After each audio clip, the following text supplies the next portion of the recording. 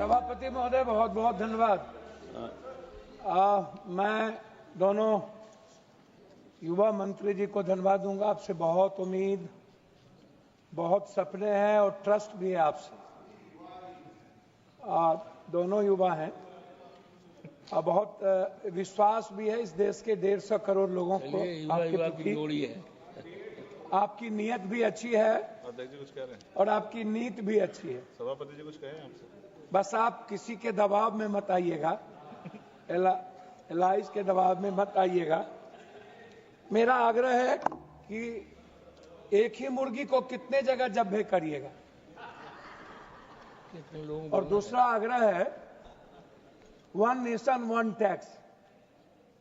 जब आप सबसे पहले सीना ठोक के बोले कि मैं दुनिया में जनता पर एक टैक्स के अलावे दूसरा कोई टैक्स नहीं होने दूंगा, तो मैं पूछना चाहता हूं आपसे, इन्होंने हम सब क्या यहां पूंजीपति या एयरलाइंस की दलाली के लिए बैठे हैं या जनता के खुशियों के लिए बैठे हैं? हम एयरलाइंस की बात बता दिए, हम सीआईएसएफ की बात बता दिए। क्या हम लोग जल्लाद हैं? क्या हम उसे मारने आए हैं जनता को? क्या हम जनता की बात करने यहां नहीं आए हैं? जीएमआर कंपनी जो पैसे वसूलती है समोसा से, कपड़े से, दुकान से, क्या वो अपने घर भरेंगे? वो सीआईएसएफ को पैसा क्यों नहीं देंगे?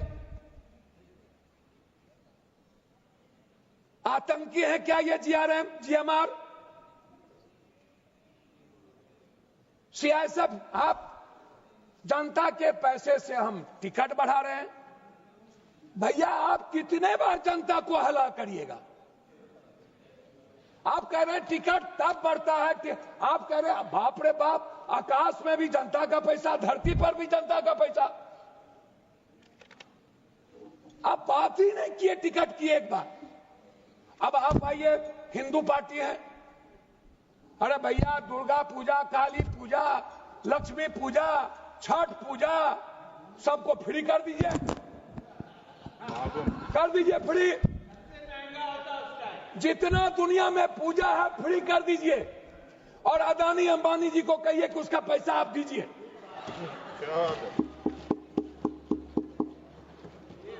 सब पूजा फ्री,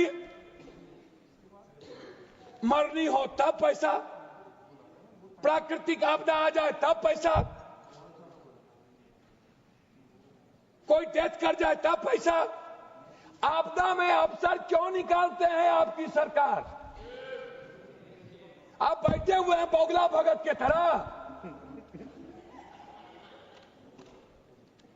कि कब पैसा निकाला जाए। प्रवासी आपने अभी कह दिया 60 करोड़ लोगों ने किया। ये 60 करोड़ में सबसे ज्यादा कौन लोग हैं? ये मिडिल क्लास और गरीब और बीच के लोग हैं, जो पर्व में जो प्रवासी मजदूर हैं, जो बाहर गए, गल्फ गए, अरब गए। अरे भैया, जो बाहर जा रहे हैं कमाने के लिए उसको फिक्स कर दो, जो चिकित्सा में आ रहे हैं उसका भी फिक्स कर दो, जो पढ़ने बच्चे बाहर जा रहे हैं उसका भी फिक्स कर दो, जो एग्जाम देने बाहर जब हमारे घरेलू में जा रहे हैं उसका भी फिक्स कर दो। आप तो मिडिल क्लास के सरकार है ना भाई, आप है ना आम आदमी की सरकार, तो आम आदमी की बात करिए ना, आप किसान की बात करिए ना। आप तो भैया ये तो गलत बोल रहे हैं। आप हमको बताइए कि टिकट कट लेने के बाद कै रुपया लौटता है? कितने रुपये लौटेंगे आप हमको बता दो। दूसरी बात मैं आपसे पूछना चाहता हूं कि भैया ये टिकट जादूगरी है क्या? मात्र 30 सेकंड के अंदर एक टिकट 7,000, दूसरा टिकट 17,000, तीसरा टिकट 32,000। ये कहां से, ये कौन तय करता है? ये कौन है मोनोपोली करने वाला? आप कह रहे हो कि हमने एयरलाइंस लाना था लेकिन एयरफील्ड नहीं दिया गया, मोनोपोली हो गई 4 एयरलाइंस के मालिकों की। इसका मतलब है कि हमारे मंत्रालय का उस पर अंकुश नहीं है, हमारा मंत्रिमंडल या हमारा सरकार चलता है उस मोनोपोली करने वाले एयरलाइंस के मालिक से, और हम बाध्य हैं, हम तय करते हैं उसके अनुसार कानून और नियम को। क्या हमारी सरकार जनता के द्वारा चुनी हुई सरकार जनता के लिए तय नहीं करेगी? जनता पर टैक्स बढ़ाने वाली ये जो रावण लोग हैं, दानव लोग, वो तय करेगी कि जनता कैसे जिएगा। भैया यहां पर आज हम कुछ नहीं कहेंगे मंत्री जी, मेरा आग्रह है कि एयर टिकटिंग, मंत्री जी सिर्फ मेरा आग्रह है कि टिकट का बिल, टिकट का किराया, और अभी कुछ नहीं है, एयरपोर्ट और चीज छोड़ दीजिए, टिकट के किराए पर एक स्वतंत्र सोच, कितना, क्या कोई निगरानी कमेटी बनेगी? क्या उसमें जेपीसी तरह की कोई कमेटी हो? क्या डीजीएसएच के साथ कोई एक पार्लियामेंट्री कमेटी हो? क्या, कितना, हद तक कितना, 11,000, 9,000, 12,000, 13,000 या 35,000 या 40,000 या 32,000? यह सबसे बड़ा सवाल है। और दूसरी चीज, यदि आप कह रहे हैं मंत्री जी, आप मंत्री जी कह रहे हैं कि जब कोई पर्व या कोई इस तरह के सर्कमस्टांसेस नहीं होते हैं तो 180 सीट है प्लेन में, 180 सीट का है ना टिकट कटेगा? टिकट कम कटे या टिकट ज्यादा कटे? तो आप हमको एक बात बताइए, ये 200 तो सीट आ नहीं गया, तो भैया फिर 32,000 या 40,000 सर्कमस्टांसेस कैसे तय हो जाएगा? ये कौन सी परिस्थितियां हैं? पांचवा, अब अंत में मैं 2 बात कहना चाहूंगा। मंत्री महोदय, बिहार में एक भी अंतर्राष्ट्रीय एयरपोर्ट नहीं, बोध गया है बहुत कम स्थिति रहती है और समय के अनुसार। जी आराम से, बहुत जोश में, आराम से। जी जी धन्यवाद सर, तेजी में हो नहीं है। क्या है, मेरा आग्रह है, गोपाल जी आपको इतने ध्यान से सुन रहे तो आप तेजी और बढ़ रही है। नहीं धन्यवाद सर, धन्यवाद, आपका स्नेह आशीर्वाद बना रहे सर, असीम कृपा रहे सर, और भीतर से रहे, ऊपर से नहीं रहे सर।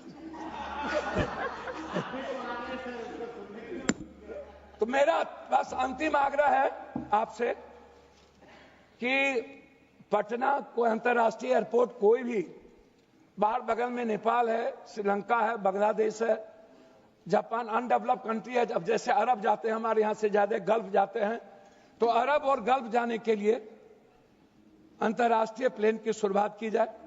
28 जिला बोधिस्ट है, उसकी भी शुरुआत हो हमारे यहाँ। अब तो सीता की धरती हमारे लिए, हमारे अमित शाह जी ने कहा कि सीता बनेगा, तो उसका भी देखिए, सीतामढ़ी में एक, सीतामढ़ी को डेवलप करने के लिए हो। अब कितना कब बनेगा मुझे नहीं पता। पूर्णिया को जल्दी से आप उद्घाटन कर दें, मेरे ख्याल से सितंबर में पूर्णिया का यदि उद्घाटन कर देंगे तो असीम कृपा होगी। अंत में आग्रह करूंगा माननीय अध्यक्ष महोदय जी, अब आपको सर, आपका ननिहाल है, हम आपके ममेरा भाई हैं, लेकिन आप ध्यान नहीं देते हैं हम पर, आप गड़बड़ आदमी हैं, तो आप भीतर से सही रहिए। हम आपका सब जानते हैं, दोनों भाई एक दूसरे को जानते हैं, इसलिए सही रहिए। तो इसीलिए मेरा आग्रह है माननीय मंत्री जी, जेएमआर के जितने एयरपोर्ट है उसके समोसे उनको थोड़ा कम करिए, सब्जी तब्जी को थोड़ा कम करिए, और खरीदारी, चाउमीन भी नहीं खा पाते हैं और कोल्ड कॉफी भी हम नहीं पी पाते हैं, बड़ा दिक्कत है। एक कोल्ड कॉफी 700 रुपया में मिलता है, 600 रुपया। तो इसीलिए अब सिर्फ इतना कहेंगे कि जो प्रवासी मजदूर है, जो चिकित्सक हैं, जो हमारे बुजुर्ग माँ बाप हैं, जो किसी न किसी परिस्थितियों में जाते हैं, और जब भी कोई सामाजिक धार्मिक पर्व हो, और जब भी कोई साइक्लोन या कोई नेचुरल डिजास्टर आता हो, उस वक्त ये लोग अत्यधिक शोषण करते हैं आम आदमी का। आप निश्चित रूप से कंट्रोलिंग पावर, मुझे बहुत कुछ कहना था लेकिन यही काफी है। आपसे सिर्फ इतना आग्रह है कि आम आदमी जो हमारी सरकार सोचती है, मैं आलोचना नहीं कर रहा हूं, सभी लोग यही सोचते हैं, बात बोलते हैं लेकिन कथनी करनी में फर्क है। आम आदमी को कैसे हम लोग बहुत अच्छे तरीके से जीने का, उसको मुस्कुराने का रास्ता दें, उसको हम लोग जब्बे ना करें और उस पर टैक्स का आक्रमण ना करें, सभी तरह के टैक्स से जनता को ना देखें। इन बातों के साथ आपसे आग्रह है कि बहुत उम्मीद है कि आप अंत में 32,000 पायलट की जो कमी है, आपसे आग्रह है कि एक मिनिमाइज कर दीजिए कि हम कितने में, बहुत कम मात्रा में भारत के बच्चों को पायलट बनाएंगे, तो आप एक फिक्स करिए ताकि हमारे बच्चों की प्रतिभा आपकी तरफ जाए और एक अच्छे पायलट की व्यवस्था के साथ हम दुनिया के प्रतिभा में आगे जाएं। और जबकि हम हैं, हमारे पास इकोनॉमी भी है, हम प्रतिस्पर्धा में आगे भी हैं और 150 करोड़ की आबादी है, इसीलिए हमसे बहुत उम्मीद है। बहुत बहुत धन्यवाद, प्रणाम सर, नमस्ते, शुक्रिया। और ऐसी खबरें देखने के लिए सब्सक्राइब कीजिए हमारे YouTube चैनल को। वीडियो पसंद आए तो लाइक, कमेंट और शेयर जरूर कीजिए। शुक्रिया।